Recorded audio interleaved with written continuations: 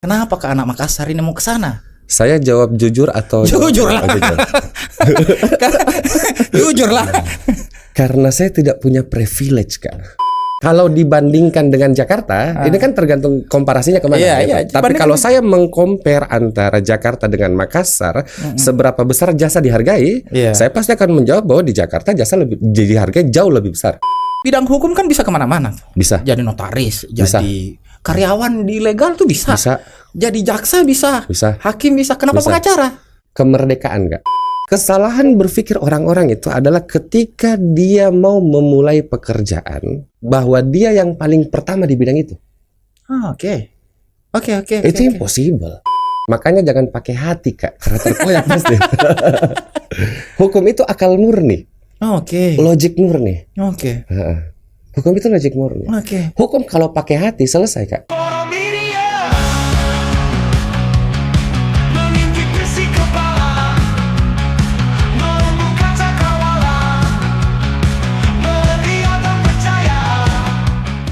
Bismillahirrahmanirrahim. Assalamualaikum warahmatullahi wabarakatuh. Kawan-kawan Portal Media, terima kasih sudah hadir lagi di spesial edisinya Portal Media untuk HUT Kemerdekaan Indonesia. Seperti yang saya janjikan, selalu kami mengundang profesi-profesi di sekitar kita. Kita tanya-tanya tentang profesinya. Kali ini kawan saya, teman saya dari lama sekali, belasan tahun saya kenal beliau ini dari semenjak di kampus dulu. Ada Andi Riza Ferdiansyah. Dia adalah founder partner Cairo Advocates di Jakarta. Saya harus baca ini. Vice Chairman National Board Pradi Young Lawyers Committee, Deputy Secretary for Legal Research and Legislative Regulation DPN Pradi. Banyak sekali. Sebentar bisa tanya gini. Assalamualaikum Kak Riza. Waalaikumsalam, Kak. Sehat-sehat. Sehat. Alhamdulillah. Dari Jakarta langsung ke sini. baru landing tadi langsung masuk. Siap, Kak. Siap. Makasih nih. Terima kasih sudah hadir. Jauh-jauh. Ini ke Makassar apa? Ngapain? Acara keluarga, Kak. Acara keluarga. Dan tentunya memenuhi undangan. Sedap. Isi kak. Zah. Iya. Beracara berapa tahun? Total 12 tahun. 12 Kak. tahun. 12 tahun beracara, 12 tahun nyemplung di dunia law firm. Itu sejak 2012. Oke. Kan tidak langsung buka kantor kan? Tidak langsung. Terlalu jago saya kalau langsung buka kantor gitu. Tidak langsung buka kantor kan? Prosesnya panjang. Buka kantor itu di tahun ke-7, Kak. Tapi kan termasuk cepat itu. Lama tahun. 7 tahun ikut sama orang, pelajari law firm dari segala sisinya. Terus akhirnya memutuskan buka kantor di tahun 2019. Oke. Dari 2012 ke 2019 buka kantor. Itu pun masih mencari bentuk kantor terbaik. Iya. Pisah-pisah partner gitu. Iya. Terus bagaimana belajar manajemen sebuah law firm dan segala macam. Wah, panjang lah, Kak, prosesnya. Oke. Ini pertanyaan paling. Kenapa memilih ke Jakarta? Kan tidak pernah berkarir di Makassar kan? Tidak pernah. Kenapa ke anak Makassar ini mau ke sana? Saya jawab jujur atau Jujur lah. Jujur lah. Karena saya tidak punya privilege, Kak. Oke, tidak punya privilege maksudnya? Iya. Ngapain ke Jakarta kalau tidak punya privilege? Justru karena Jakarta itu wilayah yang paling fair. Oke. Daerah yang paling fair. Maksudnya saya melihat Jakarta bahwa Jakarta itu kota yang sangat tidak peduli latar belakangnya kita. Selama kita punya skill yang bisa menghasilkan uang, yang bisa helping orang, ya pasti saja kasarnya orang mau bayar. Gitu. Tapi kalau misalnya di Makassar misalnya, ini minta maaf dengan segala hormat, tapi saya melihat bahwa struktur masyarakatnya masih menganggap bahwa privilege itu penting. Oke. Jadi orang-orang seperti saya yang hanya punya mimpi kerja keras sampai privilege menghampiri gitu. Iya. Tempatnya bukan di Makassar. Tempatnya bukan di Makassar. Iya. Karena Jakarta lebih fair. Lebih fair. Saya datang di Jakarta dengan tidak bawa apa-apa sebenarnya. Tidak bawa apa-apa, tidak punya jaringan siapa-siapa. Pilihannya cuma 2 ya. Saya berhasil atau saya mati mencoba.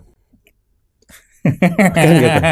Itu saja, bukan mendramatisir sih, cuman dengan modal seadanya pergi ke Jakarta, ya apa yang bisa diharapkan selain diri sendiri gitu. Kan pertanyaannya sebenarnya kenapa kau memilih untuk susah? Lebih nyaman jaga Makassar kan? Sudah punya jaringan, besar lahir di Makassar, Bos. Betul Kak. Iya kan? Betul. Iya kan? Betul. Kenapa mau susah-susah diri maksudku? Apa sih? Ada satu hal yang saya sadari Kak. Oke. Jadi waktu pertama kali saya ke Jakarta kan saya berangkat itu dengan apa ya? Dengan perasaan bahwa saya adalah orang berprestasi di tingkat mahasiswa. Ya, Gitu. saya tahu. Dengan semua prestasi yang pernah saya dapatkan bla bla bla dan segala macam. Terus ketika tiba-tiba saya nge-apply di Jakarta pertama kali, ternyata itu tidak berharga. Prestasi kemahasiswaan itu tidak berharga. Tidak berharga Oh, oke. di dunia profesi. Oke. Tidak berharga. Oke. Bahkan ketika mungkin saya menceritakan bahwa saya keturunan apa gitu, orang juga tidak peduli gitu maksudnya. Iya, oke. Terlalu klasik kalau saya mau bilang saya challenging terhadap diri, karena kalau challenging itu kan artinya saya sudah punya posisi ekonomi tertentu di tingkat kemapanan tertentu, terus saya mencoba gitu. Tidak ada hal lain yang saya lakukan kecuali memang ini bukan challenging, tapi saya mau hidup karena saya tidak punya opsi apa-apa lagi. Orang-orang seperti saya yang begini Kak, orang-orang seperti saya yang tidak punya modal, tamat mahasiswa itu tidak punya modal dari orang tua untuk bikin kerjaan, even itu bikin PT untuk jadi kontraktor dan segala macam, hanya mengandalkan bacaan yang ada di kepala. Di mana lagi bisa menjual pengetahuan Kak? Iya. Selain di kota yang memang betul-betul bisa menghargai jasa. Jasa ini kan intangible things gitu. Bolehkah saya menyimpulkan Boleh. pilihan ke Jakarta karena Jakarta menghargai jasa, Betul. Makassar tidak? Kalau dibandingkan dengan Jakarta, jawabannya tidak. Oh, oke. Kalau dibandingkan dengan Jakarta, ini kan tergantung komparasinya kemana. Iya, gitu. iya. Tapi kalau saya mengcompare antara Jakarta dengan Makassar, seberapa besar jasa dihargai, saya pasti akan menjawab bahwa di Jakarta jasa dihargai jauh lebih besar. Oke. Gitu. Bahwa kemampuan intelektual orang di Jakarta itu sangat dihargai. Iya. Itu yang saya rasakan gitu. Oke. Tadi kenapa pilih Jakarta? Sekarang pertanyaannya, bidang hukum kan bisa kemana-mana. Bisa. Jadi notaris, Bisa. jadi karyawan di legal tuh bisa. Bisa. Jadi jaksa bisa. Bisa. Hakim bisa. Kenapa Bisa. pengacara? Kemerdekaan Kak. Kemerdekaan. Awalnya sih bukan kemerdekaan. Gitu. Jadi awalnya memang saya tidak jadi notaris itu karena tidak punya biaya S2 notaris. Karena pas setelah sarjana ya kondisi ekonomi mengharuskan kita untuk kerja gitu. Tidak. Sudah selesai sarjana nih, nggak ada biaya lagi untuk mau lanjut S2 gitu. Kecuali mungkin orang-orang yang punya tingkat ekonomi tertentu ya silahkan gitu. Tapi kalau kondisi saya itu hari bahwa saya tidak punya uang untuk S2 lanjut ke magister kenotariatan, makanya opsi notaris hilang. Gitu. Oke. Tidak mendaftar PNS, Cakim dan Jaksa pada waktu itu karena sudah pesimis dari awal.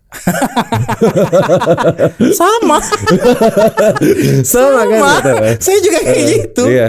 Tapi saya selalu mengcover jawaban. Mungkin di podcast ini baru saya buka gitu bahwa saya pesimis dari awal gitu. Tapi di pertanyaan-pertanyaan saya bilang saya malas antri SKCK saja gitu. Jawaban yang lebih besar. Tapi ya jawaban sebenarnya adalah ya iya karena saya sudah pesimis dari awal gitu. Iya.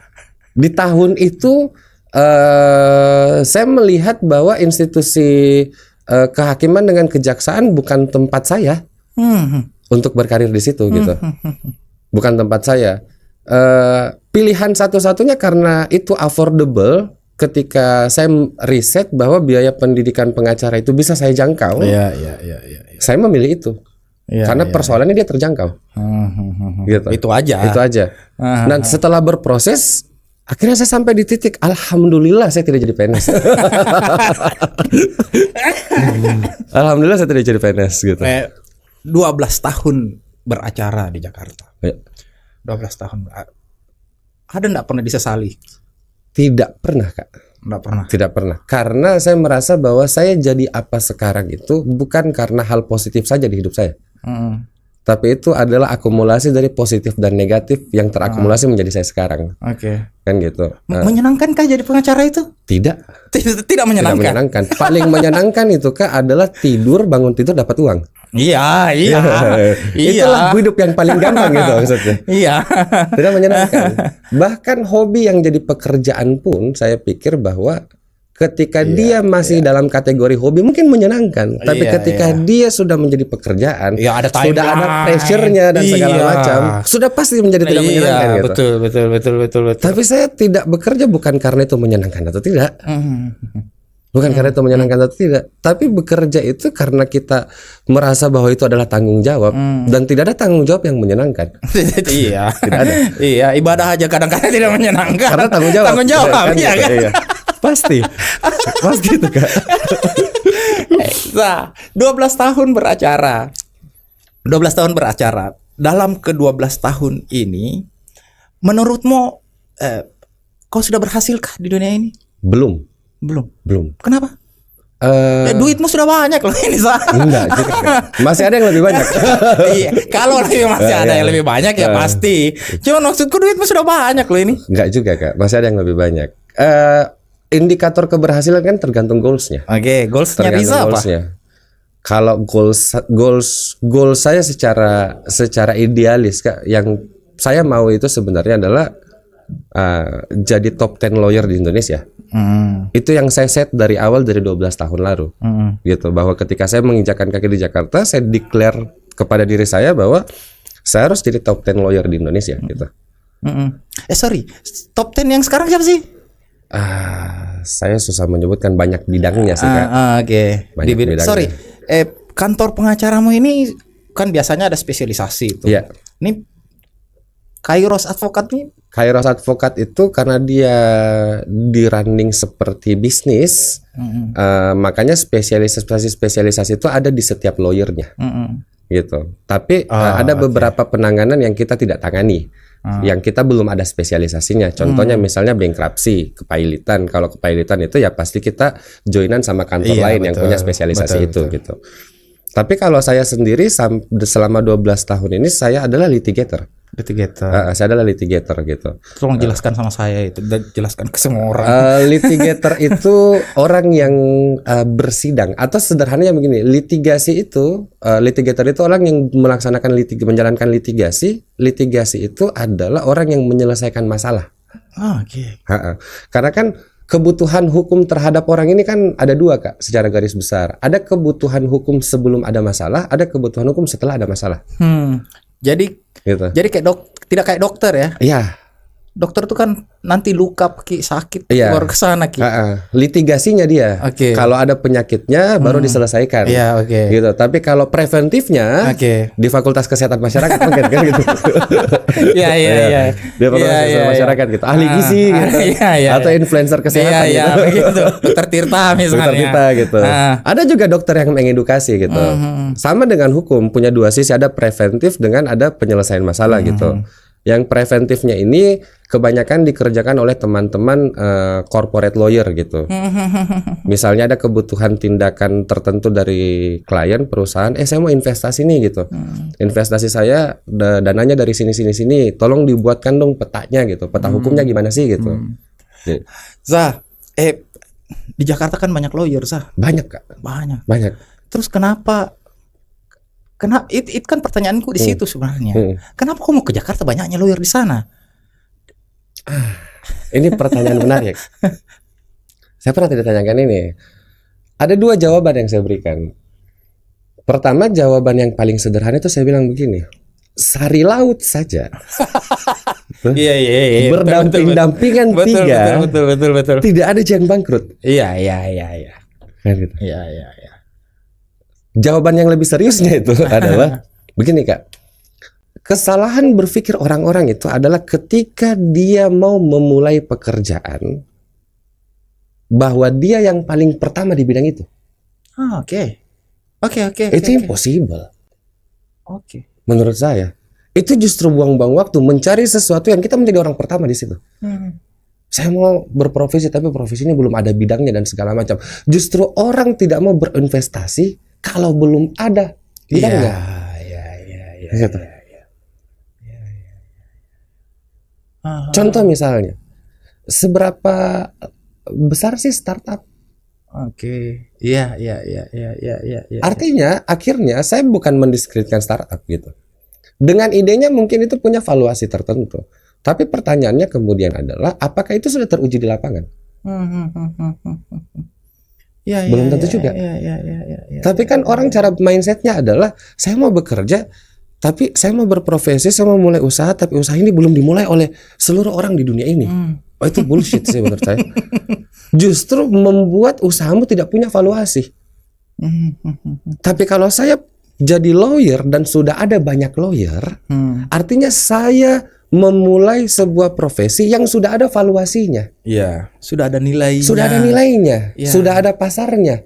Yang saya lakukan sederhana. Oke. Tinggal memodifikasi dan mencari pembeda yang lebih baik. Itu dia pertanyaannya. Setahu saya, diferensiasi dalam dunia bisnis itu penting sekali. Penting sekali, Kak. Bahasanya Panji Pragiwaksono Iya, itu sedikit lebih beda itu Iya, lebih baik daripada sedikit lebih baik. Betul. Pertanyaanku, Riza nih punya diferensiasi apa sih? Saya banyak diferensiasinya. Oke. Saya tidak bisa bilang sih. Saya tidak bisa bilang dengan kata saya. Tapi begini, jualan saya yang paling tinggi nilainya di kantor itu adalah drafting, Kak. Oh, oke. Saya pede dengan drafting kok, gitu. Dan drafting saya mahal sekali harganya. Tunggu dulu Pak Riza. Ini pertanyaanku. Berapakah uang yang paling besar dan yang paling kecil yang pernah kau terima? Paling kecil gaji pertamaku di law firm, Kak. Iya. 1 juta rupiah per bulan. Di Jakarta pula. Jakarta. 1 juta rupiah per bulan. Iya. Kosanku 800.000. Saya pernah hidup di angka itu. Iya. Makan warteg 12.000 dan Pernah, Kak. Pernah dan lama gitu, dan lama. Angka terbesar di link terbesar 3 digit. lebih, Kak. Lebih 3 digit. Lebih. 1 digit tapi 9 nolnya di belakang. Iya, Sekitar itu ada ya. Ada lah, Kak. Sekitar itu ada. Cuman saya mendapatkan deal itu bukan pribadi, tapi as a law firm. Iya. As a law firm. Kantor. Jadi yang punya valuasi itu bukan saya, tapi yang punya valuasi adalah bisnis yang saya jalankan gitu. Ini. Zah.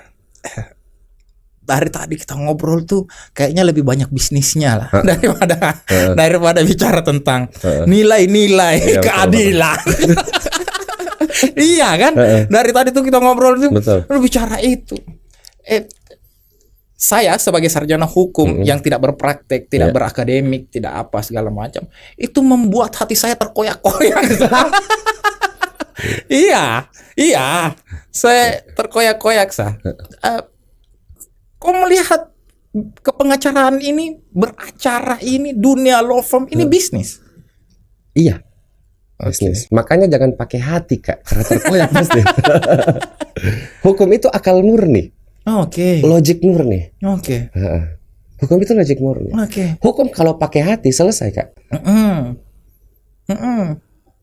Lawyer kalau pakai hati selesai. Tidak akan ada perkara yang bisa dia kerjakan. Gitu. Meskipun memang punya norma di undang-undang bahwa lawyer bisa menolak karena persoalan bertentangan dengan hati nuraninya. Iya. Tapi bukan itu prioritasnya, maksudnya. Bukan itu yang menjadi mindset bahwa hati nurani itu bukan jadi mindset prioritas gitu. Pasti terkoyak pasti. Gitu. Kan begini, Zah. Di pergaulanku nih ceritanya. Lawyer tuh punya nilai yang tidak lebih tinggi daripada profesi-profesi lain. Betul. Dianggap bahwa ini lawyer sudah tahu orang salah, biasa lah itu. Sudah tahu orang salah tetap dibela. Kau tahu dia salah masih dibela. Ini hanya kepentingan uang. Ditambah lagi citra lawyer, Otto Hasibuan, Hotman Paris dan segala macam. Itu kan bicara tentang kekayaan. Betul. Bagaimana menjawab ini? Itu semua betul. Itu semua betul. Itu semua Tidak betul. ada klarifikasi tentang itu. Itu semua betul. Tapi problemnya kan hukumnya tidak melihat itu. Oke. Oke. Hukumnya tidak melihat itu. Contoh sederhana begini. Ini contoh sederhana, Kak. Ada pembunuhan terjadi. Oke. Kalau pakai emosi, nyawa harus bayar nyawa. Iya. Tapi ketika negara menerapkan itu, negara mundur ke abad ke-8. Ya. Kan gitu. Ya. Karena hukum ada prosedurnya, gitu. Karena hukum ada tata caranya, makanya tetap harus diproses. Gitu. Iya, iya. Kalau kita bilang bahwa apakah lawyer membela orang yang salah ketika dia diangkat kuasa oleh kliennya dan kliennya adalah seorang yang tersangka atau terdakwa, saya tidak bisa mengatakan bahwa itu tidak benar. Itu benar. Saya tidak mengingkari itu. Gitu. Terus kalau apakah memang lawyer itu dibayar? Ya iyalah dibayar. Terus kita mau makan apa kalau nggak dibayar? Nggak, di mana posisi hati nurani di situ, Sa? Nggak ada. Tidak ada posisi hati Tidak nurani. ada. Pertanyaannya kenapa hati nurani selalu mau dimasukkan ke persoalan hukum, sedangkan semua ilmu hukum yang kita pelajari dari semester 1 sampai sarjana, kita tidak pernah meneliti tinjauan yuridis terhadap hati nurani. Tidak ada skripsi itu gitu maksudnya. Coba carikan saya jurnal bahwa ada tinjauan yuridis, ada posisi hati nurani di hukum gitu. Tidak ada. Yang salah adalah kenapa dipaksakan masuk gitu masalahnya. Iya. Artinya apakah bahwa lawyer sebagai profesional dia tidak boleh terikat secara emosional dengan kliennya. Karena kalau dia terikat secara emosional dengan kliennya, pembelaannya jadi subjektif. Kan harusnya akal murni. Harusnya logik murni. Iya. Contoh misalnya, ada perkara KDRT. Misalnya KDRT kan gitu. Suami pukul istri kayak yang baru-baru ini. Iya. Kan gitu. Suami pukul istri kan gitu. Iya. Kalau lawyernya, kalau kemudian tersangkanya suami ini mengangkat kuasa hukum nanti, tugas kuasa hukumnya adalah mencari titik keadilannya. Titik keadilan itu hanya bisa ditemukan dengan mengangkat fakta-fakta. Kan gitu.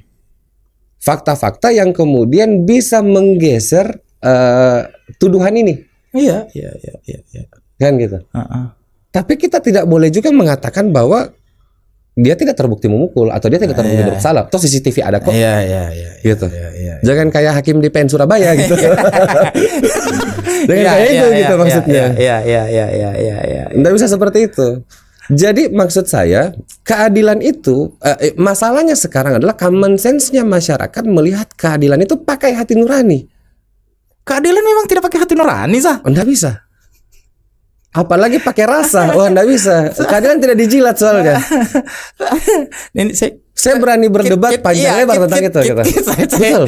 Gini, salah satu hakim tuh salah satu yang harus dipertimbangkan rasa keadilan sosial di masyarakat. Oh tidak, beyond reasonable doubt sebagai asas pembuktian.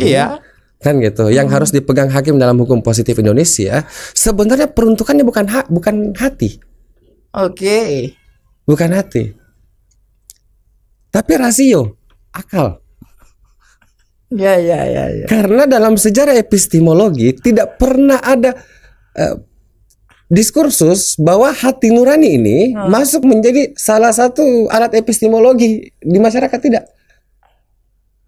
Hati ini tidak punya indikator, Kak. Iya. Tidak punya indikator. Iya. Hati nurani tidak punya indikator.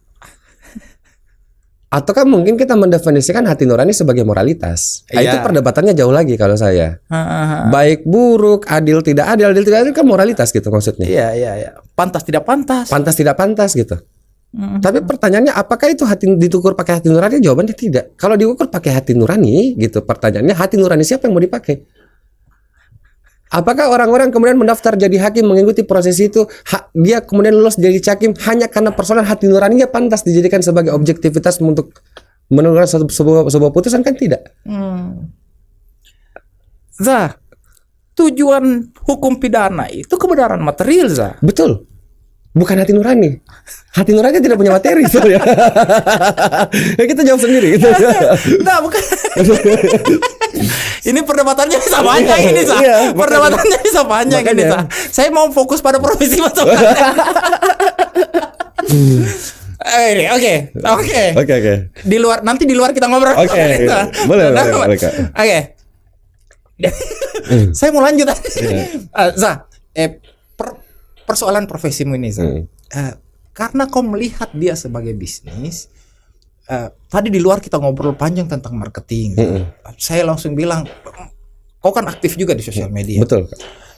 Pengacara butuhkah marketing? Dia tidak butuh marketing. Oke. Dia butuh personal branding. Oke. Apakah personal branding bagian dari marketing? Tergantung bagaimana dia memposisikan personal branding sebagai strategi marketing atau tidak. Kalau saya secara pribadi, saya mengatakan bahwa iya, personal branding itu butuh marketing. Sehari ini, kan gini Kak, jual jasa itu tidak sama seperti jual barang fisik. Ya, tidak sama. Jasa itu intangible things. Barang fisik tangible things. Saya kalau mau jualan iPhone, saya nggak perlu banyak bacot. Iya. Saya tinggal ketemu kita, Kak, ini ada iPhone. Plus, kita lihat secara fisik. Saya diam. Pas kita bilang, oh oke, bagus barangnya, beli, transaksi terjadi. Tapi kalau jual jasa yang intangible things, gitu, wah ini harus banyak bridgingnya nih. Iya. Intinya apa sebenarnya? Bridging itu fungsinya untuk apa? Bridging itu fungsinya sebagai garansi. Garansi. Siapa orang, apa dasarnya bisnismen, seorang pengusaha mau membayar lawyer? Sedangkan lawyer itu bukan keluarganya, dia baru ketemu satu kali. Apa alasannya dia mengeluarkan ratusan juta bahkan miliaran untuk lawyer itu? Kan itu yang harusnya dijawab oleh lawyer. Iya. Gitu. Iya. Kenapa Apakah saya punya alasan supaya orang berinvestasi di saya? Iya. Gitu. Di situ posisinya personal branding. Di situ posisinya personal branding. Oke. Makanya saya bilang untuk jasa, untuk jualan jasa, personal branding is a king. Oke. Tidak ada personal branding, Oke. tidak ada apa-apa. Apalagi di Jakarta ya. Gini Kak, ini yang seperti beberapa kali saya sampaikan ke orang, saya juga sudah sampaikan ke kita dari tadi. Saya bilang, saya selalu bilang seperti ini bahwa tahu enggak kenapa hari ini banyak dosen-dosen tapi tidak punya valuasi untuk menjadi ahli? Gitu. Saya enggak sangka kok ngomong on cam itu. Enggak apa-apa. Iya, lanjut. Karena yang dihujat pasti saya. Ya, lanjut. Kenapa banyak dosen-dosen hari ini profesor tapi tidak punya valuasi sebagai ahli? Karena dia sibuk membuat jurnal. Tidak pernah membranding dirinya sebagai ahli. Sedangkan jurnal tidak dibaca oleh pengusaha. Oke. Jadi dia tidak masuk dalam radar pasar pengusaha. Oke. Gitu. Oke. Dia buat jurnal untuk apa? Untuk valuasi akademik. Iya, betul. Iya. Tidak salah buat jurnal menurut saya. Kalau untuk valuasi akademik. Tapi harusnya dosen-dosen ini kalau mau jadi ahli, dia harus memperbanyak personal brandingnya. Gitu. Karena tidak ketahuan. Iya. Tidak ketahuan siapa yang pintar. Jadi jangan tunggu seperti wahyu turun, malaikat Jibril datang dan menunjuk Nabi. Tidak seperti itu rezeki datang gitu. Harus diupayakan, harus diikhtiarkan. Harus effort. Nggak bisa tidak gitu. Nah, ini seperti yang saya bilang tadi, teman-temanku tuh selalu merasa begini. Pengacara tuh lobby, pengetahuan tidak penting. Ya, saya juga merasa kayak gitu, Adilkah, ini pertanyaannya, adilkah penilaian itu? Nggak adil. Karena itu sama dengan begini Kak. Ada tukang batu. Oke. Kan gitu. Tukang batu ini lagi kerja rumah besar. Oke. Terus ada orang nanya, siapa yang punya rumah? Ada orang. Tapi kalau kau mau bikin rumah, nggak usah kau jadi orang kaya. Kau jadi tukang batu saja. Kau bikin rumah. Iya, iya, iya, iya, iya, iya, iya. Iya, iya, iya. Kan gitu. Mirip-mirip seperti itu. Tidak salah kalau makelar kasus menyatakan bahwa untuk menyelesaikan masalah ya cukup jadi makelar kasus saja karena dia dapat duitnya dari situ. Tapi pertanyaannya adalah apakah itu the only one cara untuk bekerja di hukum? Yang kedua, apakah makelar kasus valuasinya paling tinggi? Atau yang ketiga pertanyaannya apakah tidak ada kebutuhan lain? Saya bisa menjawab bahwa ada di dunia ini, khususnya di Jakarta, di dunia profesi Jakarta, justru pengetahuan itu menjadi posisi puncak. Oke. Yang menentukan pengacara mahal atau tidak itu pengetahuan. Pengetahuanlah garansinya klien bahwa dia mau berinvestasi di kita karena kita punya pengetahuan. Jadi penilaian bahwa pengacara itu kerjanya lobby itu salah. Totally wrong. Tapi di satu sisi kau kemudian mengakui bahwa ada memang orang yang kerjanya kayak gini nih. Ada, dia punya license tapi dia tidak beracara. Ada pengacara jadi wartawan ada. Iya ada. Tahu. Wartawan mengaku pengacara ada juga. Ada juga. Ada juga. Iya. Iya ada. Ada. Iya. Gitu, ada. Iya. Ada seperti itu. Tapi pertanyaannya, apakah yang dimaksud dunia pengacara itu adalah apa yang mereka lakukan? Seharusnya kita berpikir bahwa apakah mereka valid menjadi standarisasi profesi pengacara atau bagaimana gitu? Oke. Kalau memang ternyata dia juga tidak valid untuk menjadi representasi dunia law firm, berarti dia tidak bisa jadi narasumber yang valid. Gitu. Saya tadi sudah dikorek, tapi ini pertanyaanku. Menurutmu pengacara yang hebat di Indonesia itu siapa sih? Di litigasi. Bebas. Litigasi itu puncaknya Prof. Foto Hasibuan. Saya harus mengakui itu. Dia the best litigator yang ada di Indonesia sekarang. Oke.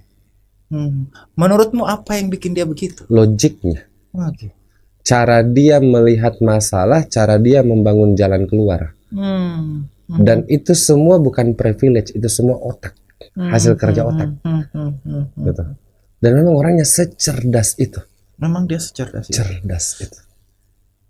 Jadi citra yang terbangun di masyarakat dia hanya bicara keras. Oh, Otto Hasibuan tidak pernah berteriak-teriak. Beda sama yang lain-lainnya. Iya. Tidak pernah ngamuk-ngamuk. Iya. Dia intelektual murni. Oke. Dan sepengetahuan saya dia litigator paling mahal saat ini. Oh ya. Iya. Jadi dia yang jadi apa istilahnya? Orang yang kau lihat dan ikut gayanya. Saya harus akui bahwa dia sangat menginspirasi saya dalam hal menginfluence spirit. Gitu. Mengikuti gayanya kayaknya itu impossible karena saya tidak akan mungkin menjadi seperti Otto Hasibuan. Saya bukan Otto Hasibuan. Saya harus menemukan gaya saya sendiri, style saya sendiri, gitu.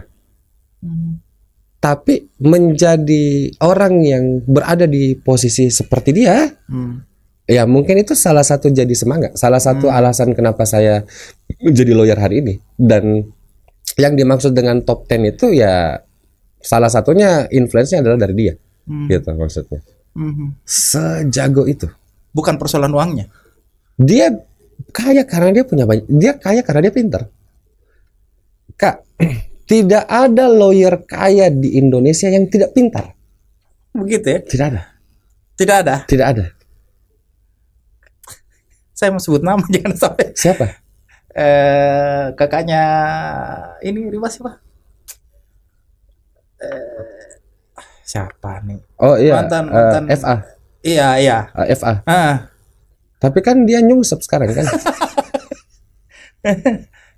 Tidak masuk top 30 juga enggak masuk. Dia bahwa dia terkenal iya. Terkenal iya, tapi kaya belum tentu. Yang kaya-kaya ini justru jarang tampil di media. Oh gitu ya. Iya, karena ada klaster tertentu di pengusaha yang memang tidak mau lawyernya tampil di media. Oh iya. Iya. Oh sorry. memenangkan hati orang Jakarta tuh apa ya? Integritas, yang saya belajar karena dari pengalaman ya. Hmm. Rumus untuk jadi profesional di Jakarta itu cuman yang pertama, pintar itu wajib. Pintar tuh harusnya sudah tidak dipertanyakan. Iya, itu kayak misalnya bahwa manusia bernafas. Iya. Oh iya itu.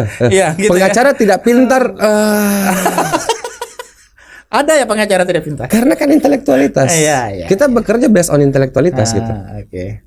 Pintar itu wajib. Yang kedua adalah integritas, tidak main dua kaki. Itu penting tuh. Saya berapapun fee saya, berapapun transaksinya, kalau saya dealing fee di angka ini ya begitu saja fee saya. Gitu. Saya tidak pernah meminta lebih, saya tidak pernah mau meminta dua kali gitu. Makanya ada sistem hitungnya. Menentukan fee loyal itu ada cara hitungnya gitu. Dan yang ketiga, bekerja jangan sampai orang menganggap kita mau duitin dia. Ya, Jangan sampai. kan itu citra yang terbangun di masyarakat. Pengacara itu anjing. Makanya ketika saya bekerja dengan 3 prinsip itu, saya punya banyak pembeda. Nah ya, diferensiasi tadi Iya. yang kita bicara. Makanya saya juga berterima kasih sama Markus gitu. Maklar kasus. Iya, karena mereka ada sebagai fakta, akhirnya saya punya pembeda. Iya. Daripada kau dapat orang seperti ini kan gitu. Zah, Heeh. melihat dirimu sendiri 10 tahun ke depan. Kau di mana? 10 tahun ke depan. Best litigator di Indonesia. 10 tahun ke depan. 10 tahun ke depan. 10 tahun ke depan kita podcast lagi. Saya Iya, bisa tagih itu. Tagih itu. Zah. Iya. Karena ini episode spesial. Siap. HUT kemerdekaan. Sebagai anak Makassar, sebagai anak Sulsel, saya bilang anak Makassar fair nggak ya? Anak Sulsel. Anak Sulsel. Enggak, maksudnya darahmu tuh darah Makassar, Iya. lahir besar di Dua, Makassar. Oke. Sudah merdekakah kita? Dalam aspek apa? Bebas.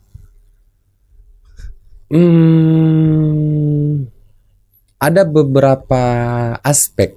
Yang pertama, masih banyak orang yang tidak merdeka secara mindset. Oke.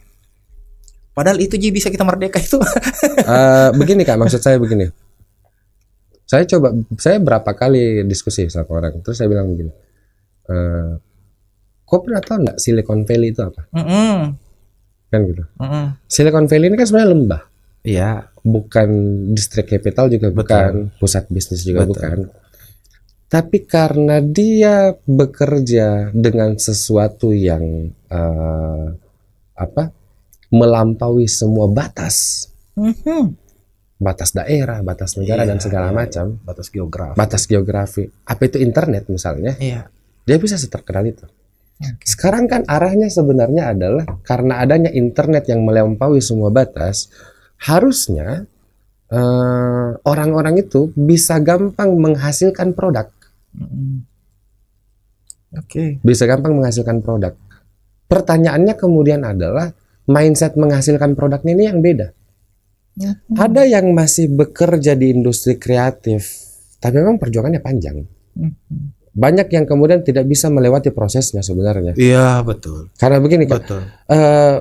kita bekerja itu berdasarkan ide itu, kita siap untuk menghibahkan diri kita untuk bekerja pada sesuatu yang tidak tiap bulan ada pemasukannya. Iya, betul. Karena proyeknya besar, bisa berbulan-bulan gitu. Iya. Dan belum tentu berhasil. Big Iya. gambling. Iya. Kan seperti itu. Sedangkan pengeluaran kita tiap bulan pasti ada. Iya. Kan gitu. Biaya makan lah Ya, makan lah dan bensin segala lah, macam dan apalah. segala macam. Di situ dilematisnya memang sebenarnya. Di situ dilematisnya. Makanya saya selalu bilang begini. Saya pun di dunia pengacara ini kan sebenarnya adalah sama dengan pekerja di dunia kreatif. Biar bagaimanapun ujungnya kita harus membangun bisnis. Iya. Gitu. Biar bagaimana kita harus membangun bisnis.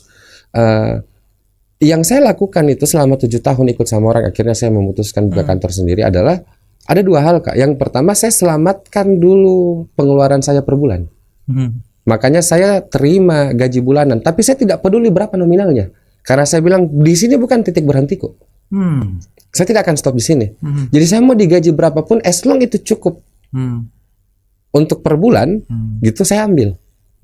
Dan saya akan menekan pengeluaranku seminimal mungkin sampai saya perbesar valuasiku dan portofolioku mengerjakan kasus.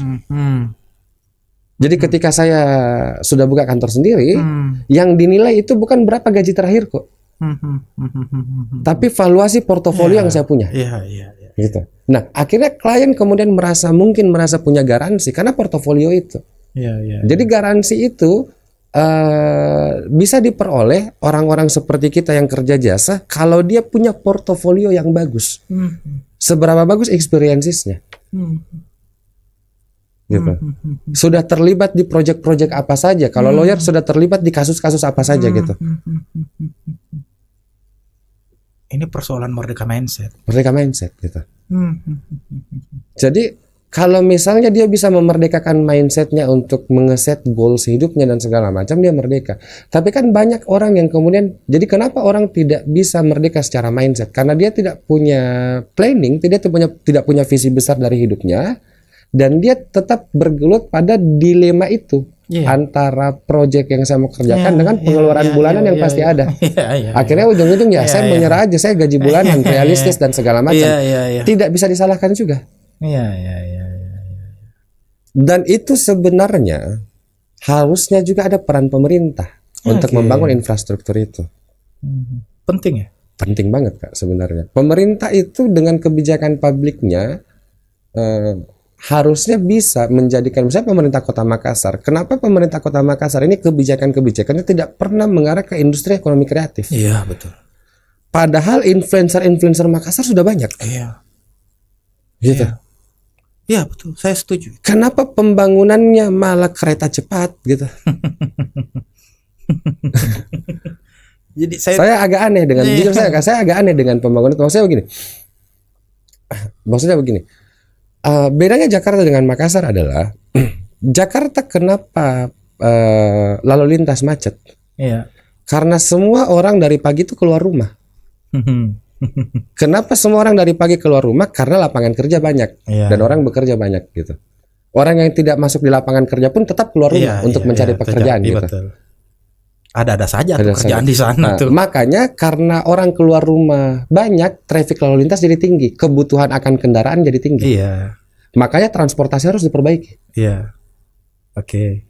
Tapi kalau orang belum punya alasan keluar rumah, lapangan pekerjaan belum begitu mumpuni, gitu.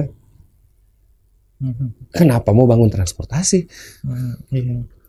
Saya bicara tentang itu, saya tadi kita sempat ngobrol di luar. Ada Corel tuh, Corel tuh. Kalau kita buka aplikasi Corel tuh keluar gambar. Itu anak Makassar yang bikin, lihat potensinya itu, luar biasa kita. Itu tidak didukung pemerintah. Bayangkan kalau kita punya dukungan. Karena pemerintahnya pakai Windows Media Player. Oke, udah takut banyak nyinggung. Sebagai diaspora. Diaspora antar provinsi gitu. Provinsi. Sebagai diaspora. Sebentar lagi Makassar dan Sulsel ini akan memilih pemimpin, sebentar lagi, sedikit lagi.